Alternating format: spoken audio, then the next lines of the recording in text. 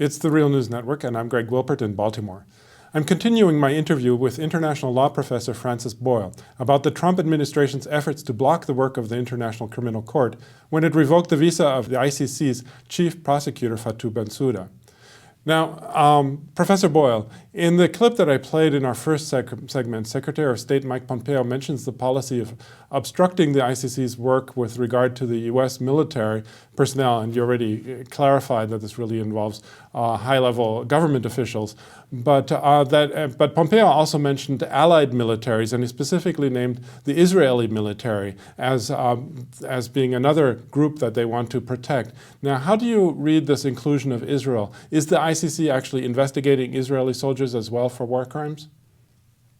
Yes, that is correct. I was the one who advised Palestinian President Mahmoud Abbas to accept the jurisdiction of the International Criminal Court. They have done this. There is now a complaint filed with the ICC against Israel for war crimes and crimes against humanity, including the settlements policy. So yes, that is being investigated now. I guess we'll wait and see what, if anything, the ICC does with that complaint as well.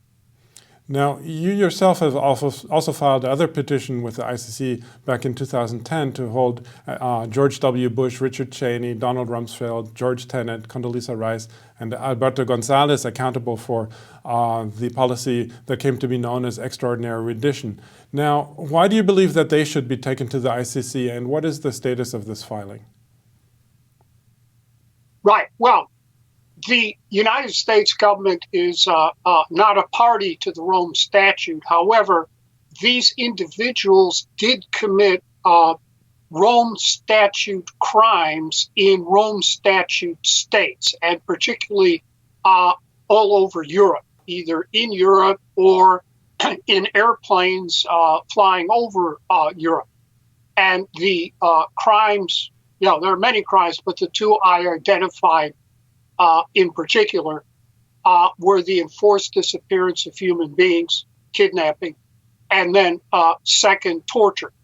And as I argued in my complaint, which is about 90 pages long, I just sent you the letter of transmittal, the practice was widespread and systematic.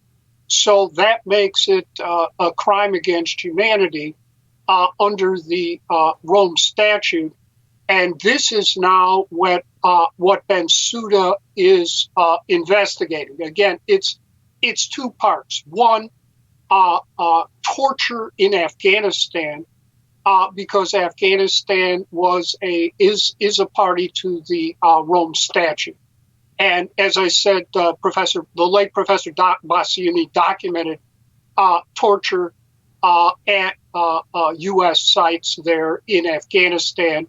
And then the second prong of her investigation is for the Bush Jr. policy of extraordinary rendition taking place in ICC member states that does give her jurisdiction to do this. So yes, right now that is what she is looking at, which is what they're concerned about. Now, of course, as you mentioned, I mean, it's basically possible to list all kinds of examples how the U.S. government ignores and violates international law. A recent example that comes to my mind are the very harsh sanctions that are being imposed against Venezuela, which not only which violate international law because they violate the OAS Charter and the UN Charter that prohibit unilateral sanctions.